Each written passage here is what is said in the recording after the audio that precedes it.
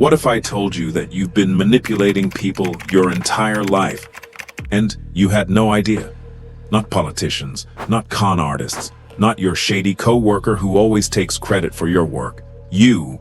And before you close this video thinking, that's not me, that reaction, that's exactly what a manipulator would say. Stay with me, because by the end of this video, you're going to see every conversation, every relationship, every interaction completely differently. We like to think of manipulation as something other people do. The sleazy salesman, the toxic ex, the boss who plays mind games. But the truth is darker and more interesting than that. Manipulation isn't a character flaw reserved for bad people. It's a fundamental human survival skill. And you've been using it since the very first moment you entered this world. Today, we're going to break down exactly what manipulation is, why every single person on this planet does it every day, and why understanding this changes everything about how you see human behavior. Welcome to Ctrl Mind. Let's go back to the beginning, not your childhood. Further. The moment you were born, you had zero ability to speak, walk, or take care of yourself. You were completely dependent on the people around you. So what did you do? You cried. Not because crying is polite, not because it's the logical way to communicate. You cried because it worked. It got you food. It got you warmth. It got you attention. That tiny infant version of you had already discovered the most fundamental truth of human interaction. If you want something, you need to influence someone else's behavior to get it. That's manipulation in its purest form.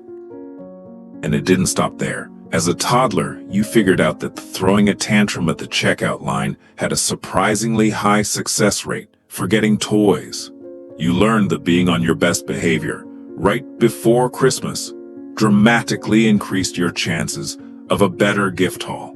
In school, you told your teacher the dog ate your homework, or you copied answers from the kid next to you. You were running social experiments, testing which behaviors got you the outcomes you wanted. As a teenager, you carefully chose your clothes, your music taste, your friend group, all designed to impress the people you wanted to impress. Every Instagram post carefully curated, every story told to make yourself sound cooler than you actually were. None of this makes you a bad person. It makes you human. Now let's talk about adult life, because here's where it gets really interesting. Most people think manipulation is something you see in politics or sales, but look closer at your everyday life, your resume. When was the last time you wrote, "I work poorly under pressure," or "I'm actually pretty terrible at teamwork"? Of course not. You crafted a narrative. You highlighted your strengths and buried your weaknesses. That's manipulation, and every career coach in the world will tell you to do it. Think about the last time you needed a favor from a coworker. Did you just walk up and demand it? Or did you suddenly become a little warmer, a little more interested in how their weekend went? Before you made your ask, you already know the answer. Here's one that hits close to home.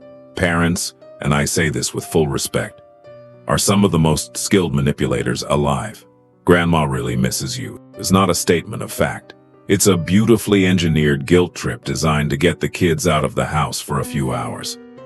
And grandparents, they spoil those kids rotten, not purely out of love, but because they figured out that being the fun grandparent means more visits.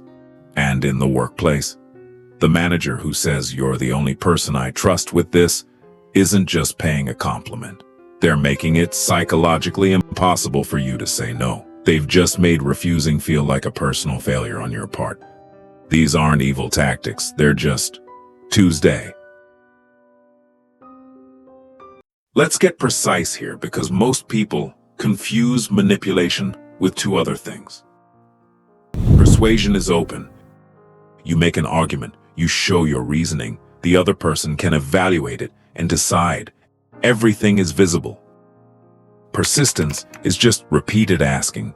Annoying maybe, but transparent upfront.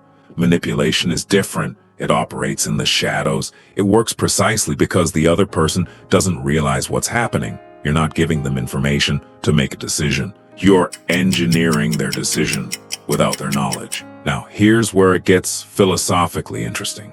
Is manipulation always wrong? The traditional answer is yes, because it bypasses someone's rational decision-making. It treats people as chess pieces rather than autonomous human beings. But think about this. When a doctor frames a surgery as having a 90% survival rate instead of a 10% death rate, same statistic, completely different psychological impact. Is that manipulation? When a teacher tells a struggling student, "I believe you can do this," to boost their confidence, even if the teacher isn't sure. Is that wrong?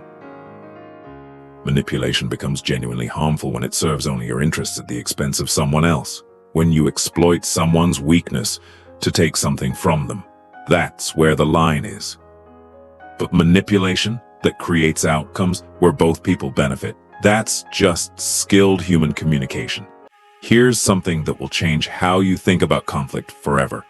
Why do people manipulate instead of just making rational arguments? Because rational arguments almost never work. When you argue with someone, when you present logic and evidence and a well-reasoned case, what happens? Their ego activates. Suddenly, it's not about finding the truth anymore. It's about winning. Nobody wants to be the person who was wrong, so they dig in, they defend. The better your argument, the more threatened they feel, and the harder they resist. Manipulation sidesteps this entirely, because when someone doesn't know they're being influenced, they have nothing to defend against. The decision feels like their own, and people almost never argue with their own decisions. There's something else. Arguments have weak points. The moment you make a logical case, you've also exposed your reasoning to attack. A skilled opponent will find the hole in your logic and exploit it. Manipulation doesn't have this problem. It works through emotion, through psychology, through human instinct, territory where logic has very little power.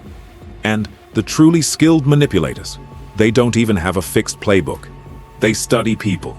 They look for what psychologists call the Achilles heel, that one specific vulnerability, insecurity, or desire that unlocks a particular person. Once they find it, every interaction becomes a chess match where they already know which move ends the game. So here's the uncomfortable truth we started with, now with full context. You are a manipulator. So am I. So is everyone you've ever met or will ever meet. The question was never whether we manipulate. It's whether we do it consciously and whether we do it with some degree of ethics. Understanding this doesn't make you cynical. It makes you clear-eyed. Because once you can see the game, you can play it better, and you can recognize when it's being played on you. In the next video, we're going to go deeper. We're going to break down the first specific technique, how to project total confidence, even when you have absolutely no idea what you're doing. It's one of the most powerful social skills you can develop, and almost nobody talks about how it actually works. Subscribe so you don't miss it, and see you in the next one.